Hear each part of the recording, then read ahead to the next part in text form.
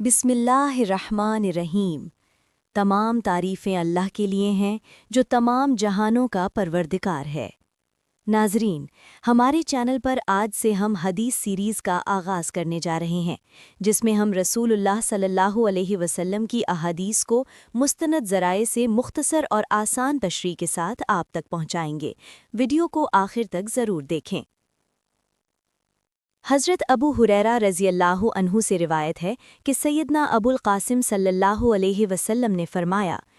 قسم ہے اس ذات پاک کی جس کے قبضے میں میری جان ہے، اگر تمہیں وہ سب کچھ معلوم ہو جائے جو مجھے معلوم ہے، یعنی اللہ کے قہر و جلال، قیامت اور آخرت کے لرزہ خیز اور ہولناک احوال کے بارے میں، تو تمہارا ہنسنا بہت کم ہو جائے اور رونا بہت زیادہ ہو جائے۔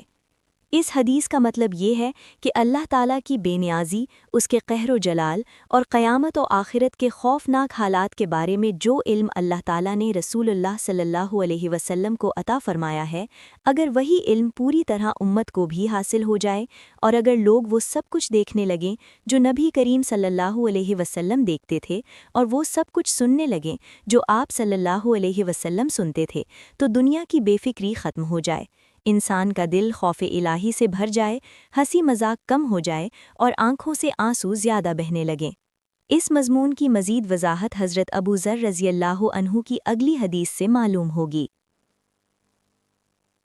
حضرت ابی بن کعب رضی اللہ عنہ سے روایت ہے کہ رسول اللہ صلی اللہ علیہ وسلم کا معمول تھا کہ جب رات کے 2/3 حصے گزر جاتے تو آپ صلی اللہ علیہ وسلم اٹھتے اور فرماتے،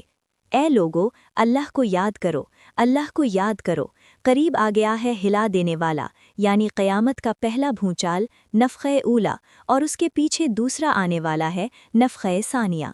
موت اپنے تمام احوال اور نتائج کے ساتھ سر پر آ چکی ہے۔ اس حدیث کی تشریح یہ ہے کہ رسول اللہ صلی اللہ علیہ وسلم کے رات کے معمولات کے بارے میں مختلف احادیث سے معلوم ہوتا ہے کہ آپ صلی اللہ علیہ وسلم کی عام عادت مبارکہ یہ تھی کہ آپ صلی اللہ علیہ وسلم رات کے آغاز میں نماز عشاء اور دیگر مصروفیات سے فارغ ہو کر کچھ دیر آرام فرماتے تھے، پھر تہجد کے لیے اٹھتے تھے۔ جب رات کا آخری تہائی حصہ شروع ہو جاتا تو آپ صلی اللہ علیہ وسلم نہ صرف خود عبادت میں مشغول ہوتے بلکہ اپنے اہل خانہ اور عام مسلمانوں کو بھی ذکر و عبادت کے لیے بیدار کرنا چاہتے تھے۔ اس مقصد کے لیے آپ انہیں قیامت کی ہولناکیوں اور موت کی سخت حقیقت یاد دلاتے تھے تاکہ نیند کا غلبہ ختم ہو جائے اور دل اللہ کی طرف متوجہ ہو جائے۔ حقیقت یہ ہے کہ غفلت کی نیند کو دور کرنے، دل میں فکر آخرت پیدا کرنے اور انسان کو اللہ تعالیٰ کی عبادت اور ذکر کی طرف راغب کرنے کے لیے یہ طریقہ بے حد مؤثر ہے۔ آج بھی اگر کسی شخص کو آخری رات میں تہجد کے لیے بستر چھوڑنا مشکل لگے تو وہ اس وقت موت، قبر اور قیامت کی سختیوں کو یاد کر لیا کرے۔ تجربہ ہے کہ اس سے نیند کا نشہ دور ہو جاتا ہے اور دل عبادت کے لیے بیدار ہو جاتا ہے۔